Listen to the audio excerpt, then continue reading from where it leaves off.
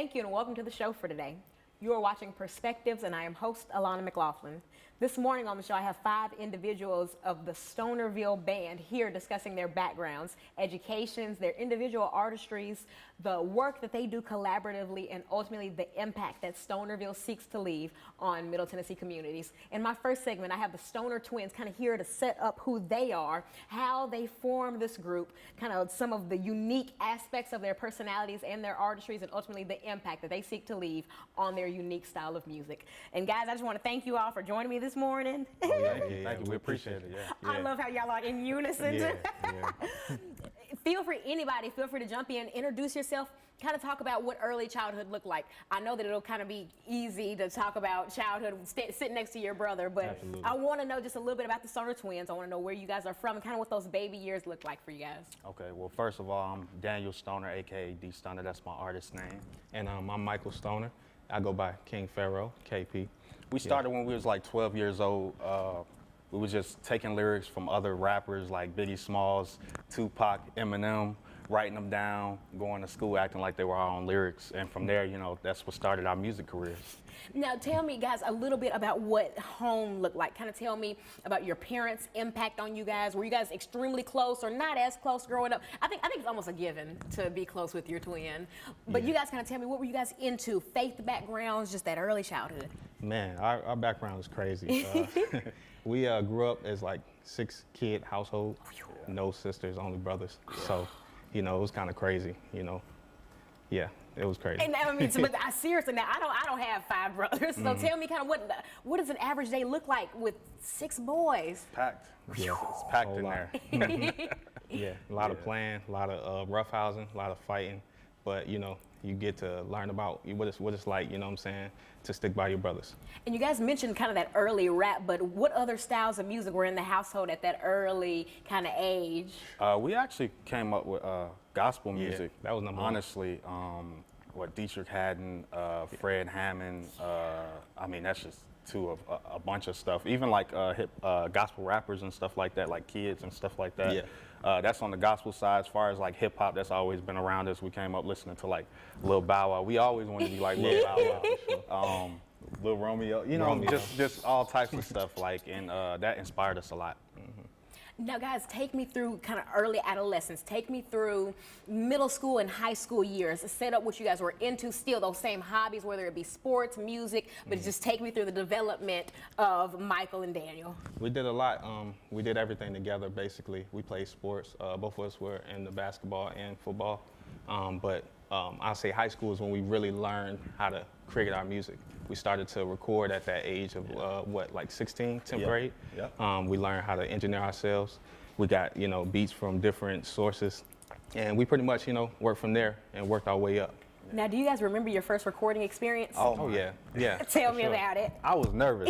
Off rip, I was nervous. I was like, man, I couldn't get on beat certain parts. But it was a dope experience. We had there was a guy that I was in class with around like 10th grade. He had his own little studio set up in his house. I was like, yo, we gotta get in the studio. I hit him up. He got us in there, and we recorded our first track. We sounded like some old school rappers. Because we were only like copying off of old school rappers. So our first song sounded like some classic, I don't know, classic Biggie Smalls or something like that. Now, where did this first track go? I mean, did it go on streaming platforms, YouTube? Back then, we didn't really know about that. So I would say we now, set up the year for me. It was like 2014. 14. 2014. That was the beginning. So now you have this body of music. Where'd you take it? Tell me what happened next. We go to school, show it to people in school. You know, we were more like on ground type of. Now in 14, were you showing people on what, like the iPod Nano or? Shoot, had to send it to them. You know, had to find emails. Really, it was mainly Gmail. You know, send an email to whoever, let them hear it. So you burn it on a flash drive? And we did burn CDs though. We did burn CDs. Yeah, we did that too. Everything was through computer. And take me through just kind of still high school. You're burning CDs. Take me through. I know that you guys kind of ended up going into the military shortly thereafter, but still take me through kind of this high school era of learning about your artistry. It was mainly just like the people that we went to school with, you know, like we were on the basketball team. Hey, bro, like check this out. Like, what you think, you know? Or SoundCloud. We was a lot. We definitely had a lot of music on SoundCloud. SoundCloud was a major way that we got like everybody in the school to know we did music and give us input on what they thought about it. And then I'm going to jump the gun a little bit. Tell me about the decision to enlist in the military and kind of how you continue to hone in on that artistry while. Man, I'm gonna be honest. It was all my idea. You know, life was kind of, you know, turning around for us in a different way. You know how I go. Everybody knows. You know, so we were like, what's next after high school? You know, so I was like, the military is the best way, not only to get around more people, but to be able to, you know what I'm saying, be able to get our music out and reach to different situations, people from different cities, states, and things like that. So it was a route. You know? Excuse me, Mike, I'm sorry, but then in our next segment, I just have to know how you felt like listening to your brother propose this. I didn't agree with it at first. I'm gonna be real with you. I did not agree with that off rip. I was like, you crazy, man. You crazy. But it actually ended up being really beneficial. Once I said I was going, he was like, hey, I'm not staying here. You're not gonna leave me here. I'm with you. Yeah, he's like, I'm gonna go too. And we're going to pick back up on the story of the birth of Stonerville in our next two segments. And I encourage viewers to tune into the next segment to hear the Stonerville story, to hear from members of the Stonerville group about their impact on this group, the impact that they seek to leave on Tennessee communities, and ways that we can support them. Welcome to the second segment of the show for today. You are watching Perspectives, and I am host Alana McLaughlin. This morning on the show, I have the Stonerville Band. I have members of the group here discussing their backgrounds, educations, their early lives, and ultimately the impact that they seek to leave on Tennessee communities through their work, both as individual artists and collectively. In our first segment, I sat down with Michael and Daniel Stoner, the Stonerville twins, as I've been calling them, and we set up just kind of what early life looked like for them. We talked about their early music experiences and just some of the ways that they were shaped and kind of built into the musicians that they are today. And I have three members of the Stonerville group here with me on this segment. They're going to introduce themselves. They're going to talk about their early lives and early childhoods, and we're going to set up kind of the foundation of how these guys became musicians, how these guys got together, and ultimately how these guys came to be. And in our segment, in this second segment, I just want to open it up to you guys. I want to thank y'all for coming and just sharing some time with me. And I want to talk baby years. Just go all the way back, like start at age 0, as far back as you can go. Tell me about what childhood looked like. That could be faith background, sports background, siblings. Maybe you were like a terrible kid. Maybe you were a great kid. Maybe like you were a kid that like sucked their thumb. Anything that just kind of shaped you. But tell me about that early childhood. And Caitlin, I want to start with you. Oh, hello. I'm from New Jersey. Shout out family New Jersey. What part? Like northern area. I was born in New York. Like I'm just from like the East Coast in general. So Nashville, very, very different experience. Oh, right. But I came over here for music. I've been doing music since like, I think 5th grade, I want to say. I did like a program growing up. It's called School Rock. Like I did all that stuff growing up. Tell me about School Rock. So it's like this like performance type based program, and like I like would do like all these different like instruments in it. Like I started like with singing, believe it or not, and I moved from like doing that to like guitar to bass. I dabbled with drums a little bit. Not good. Just all different stuff like that. Like I love playing music. It's been like a big impact in my life, honestly. And I want to talk about where bass kind of became your niche. Like where did bass come in? So I actually I was asked to like fill in for bass in one of these like School of Rock shows, and like I had never picked up a bass before. Like I had my little like guitar chord like background, so I was like, you know what?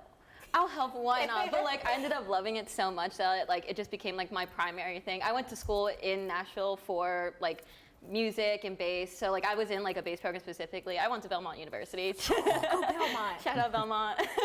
But yeah, that's kind of how it like all came into play, and like I've been like trying to pursue it. I've been like trying to freelance myself as a bassist towards people. I've been on tour with people before. Like just love doing it. That's like a perfect advertisement for Belmont too. Like look at that. Go Bruins. Like Go what? Guys, same thing. Anybody feel free to open it up. Introduce yourself. Tell me about baby years. We just want to go down the line. I'll go next. I'm JT. I'm the guitarist of Stonerville. My song was kind of similar to Caitlin. I started playing in 5th grade, and then I'm from Murfreesboro, Nashville area, and I started doing the School of Rock in Nashville and Franklin. And so just going around Nashville, performing a bunch. I started playing out in Nash when I was 14, 15, I think. And then COVID hit, everything kind of took its little slum. and then just been kind of going back at it. I'll graduate from MTSU, sorry, but Blue Raiders, sure. But yeah, I got out of there doing audio instead of music, but now I'm taking a deep dive back into doing just full-on guitar performance stuff and whatnot. Yeah, this is like amazing advertising for you guys in schools. Like I feel like I need to shout out Trevecca somehow. Like what? Same early childhood, baby years. So I grew up in a very musical family. Both of my parents were musical theater actors, and basically I grew up doing theater. And I started playing piano when I was like 5, and then I picked up guitar when I was 12, and bass when I was around 14, and drums around the same age. So I play a bunch of different instruments. Which helps a lot because like for the Stonerville stuff, we have to arrange stuff. So it's kind of nice we're all band directors in a sense. And then I came to Nashville to pursue songwriting. And I actually went to Belmont with Caitlin, and that's how we got into the band together. And so yeah, it's just been a really great time playing with them so far. And you just kind of jumped the gun. I was going to ask, how did you guys get involved with the Stoner Twins? Caitlin, I want to start with you. Since he just kind of referenced you, I'm just going to come right back. Tell me, which twin did you meet first? Actually, believe it or not, I came across both of them at the same time because I went to a show that all of them were doing at first. So like, because Quentin is my friend, like we went to school together, and like he was telling me he was doing a show. I was like, oh wait, I'll just come to it. And then like whenever I was there, I was like, wow, these guys are like so cool and whatever. So whenever after show, I was like, if y'all ever need like a bass player, just like let me know. And here I am. Oh my. Now, Quentin, I have to ask, how did you get involved with the Stonerville Twins? Actually, a Facebook group, which is funny because that's how I've gotten like almost every single opportunity in Nashville, because I've played a few full band shows myself, and it was the exact same scenario. Set it up for me. What the heck Facebook group? What did you see on Facebook? I'm pretty sure it was Yep. Yeah. It was Yep, and Daniel said, I'm looking to make a band and start this journey. And then basically I was like, I would be really down because I'm trying to look for more opportunities, and we just connected immediately. And it was just kind of like from there, it was just easy peasy. JT, would you say that your kind of entry point or your entry story was similar? Yep. Tell me about it. It was the Facebook. It was the Yip post. The same post? Yeah. Same Oh my post. God. Now, and then tell me, seriously, day one meeting these guys, these are strangers from the internet. Yeah. Mom always said, like, don't do this. So, but seriously, tell me about getting with these guys. How did that make you feel comfortable? How did you kind of know that this was something that you wanted to participate in? 100%. Daniel called me, and when I talked to him on the phone for the first time, I was like, he is in it 150%, and he cares. And he even offered to like help with like some like car stuff that I was like going on with. Yeah. And so I was like, okay, like this is more like family than it is like a band, so. And guys, Caitlin or JT, tell me about just kind of that family aspect of the band, how you personally feel that you've been embraced within this group, and just talk about it. I mean, I'll personally say, like, from, like, just being within it, because I came last, obviously, like, but I've always, like, they've always made me feel like I've just been in it the whole time. Like, they've never made me feel like, oh, it's like this is a new person in it, like, or anything like that. Like, everyone's just, like, so inviting, like, so nice. Like, it's a really fun group to be with. JT, would you agree? Pretty much, yeah. Like everyone's very friendly, and like there might be like little qualms, but I feel like we all have like pretty good communication with one another.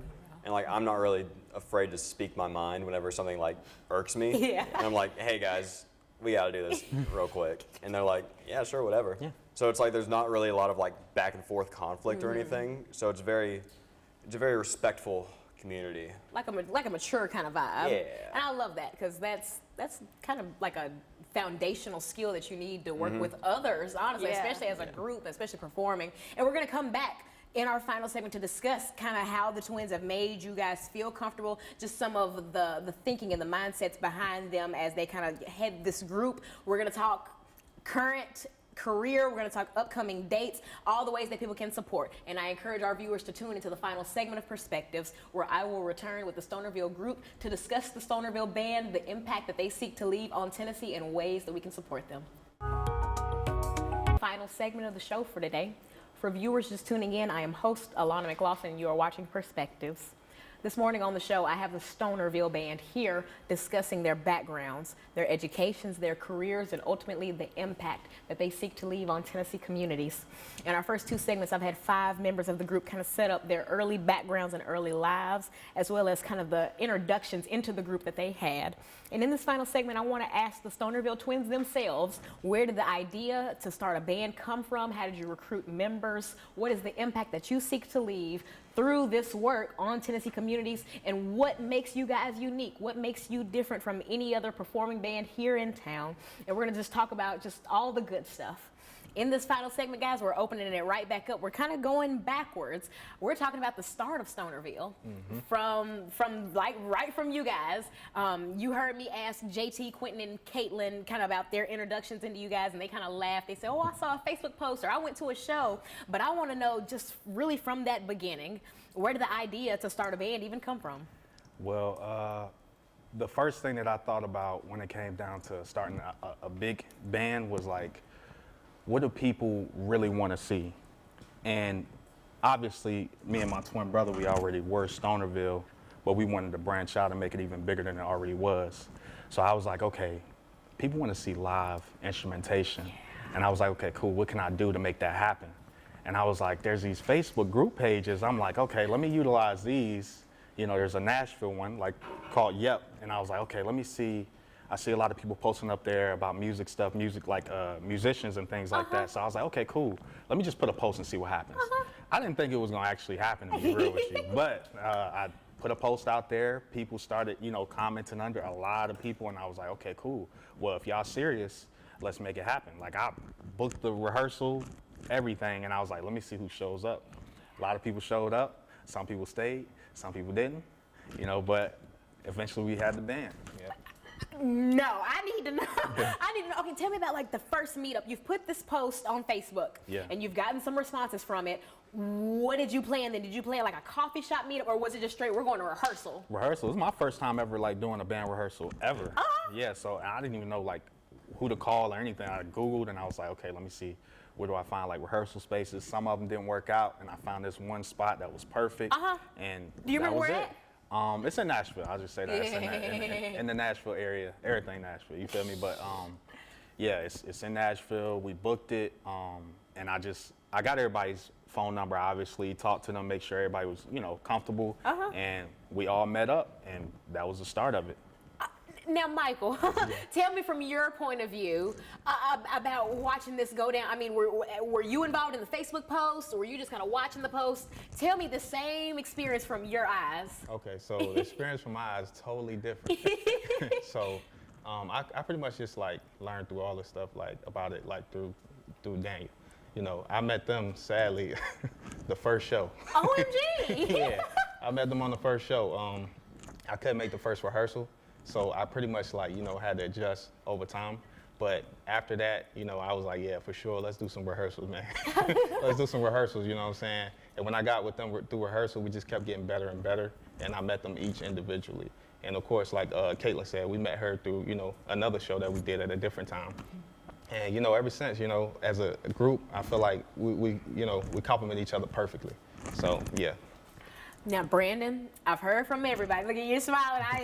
I'm ready to hear it.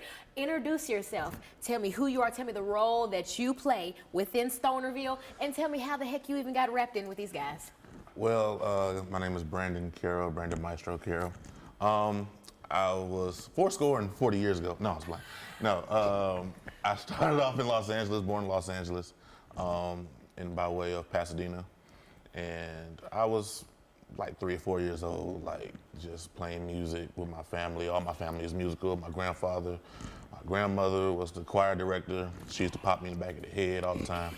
Yeah, sit up straight, I know that. So once they passed on, me and my mom moved to Memphis, and I really began to play in church pretty much. I was playing drums, but I was also playing keys at the same time too, so I'm a keyboard player as well. And then I moved to Clarksville by myself. Yeah. What inspired that? Getting out of there. I know, I don't blame you. Getting out of there. It gets like that. I was ready to go. Like, I've been there for like 8 years. I was like, I've seen everything. It's time to go. So when I went to Clarksville, I was still doing music. I was a music director at a church. I was doing a lot of stuff. I was starting off production stuff, so, and then I met my wife, and we got married, and then I dipped again. And where'd you end up after Clarksville? I wound up going to Nashville. Okay. Wound up moving to Nashville with my wife. I started doing production stuff with her, and then I was going to SAE, and I was, you know, there every night, and then I was like, okay, what do I need to do next? Yeah. Because once I'm done with this, where am I going next? Yeah. So at that time, they were doing like a commercial shoot for the new commercial for SAE, and that's where I met Daniel. Yeah. And at first it was like, hey, what's going on? Yeah. Then literally throughout the whole commercial, we weren't even focused on the commercial. We were just talking. And it was like, act like you doing something. Well, where you from? So we pretty much was chit-chatting, and after that, he called me, was like, hey man, I got a band I'm trying to start. I love the impression. And you know, I said, why is he talking like this? Like, all right, he's like, yeah, I'm trying to do a band, man. So come on down, we'll see how it goes.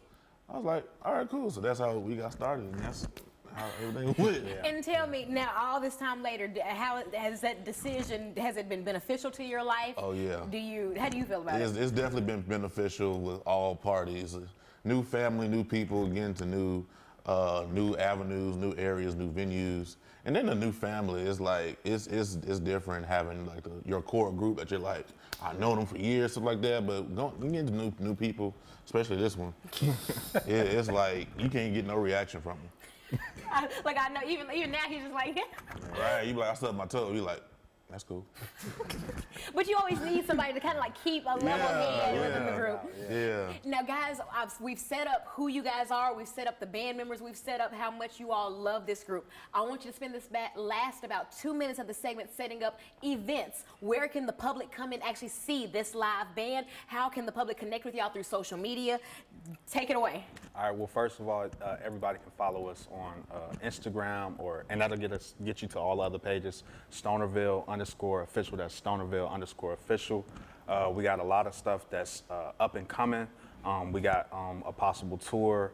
We have a show July 31st this month. The Cowan, Top Golf Nashville, and that's pretty much. Yeah. What else?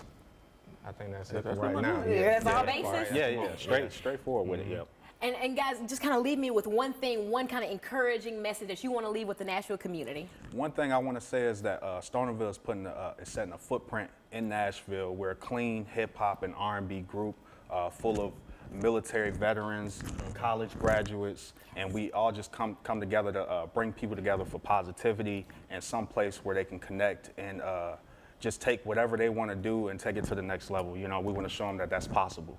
And thank you guys for the work that you do in the community. Thank you all for kind of just being stand-up individuals. And thank y'all for sharing your stories and your time with me this morning. And to our viewers, thank you for allowing me the opportunity to share one more perspective, to share one more story that matters to Nashville. I wish you a good morning.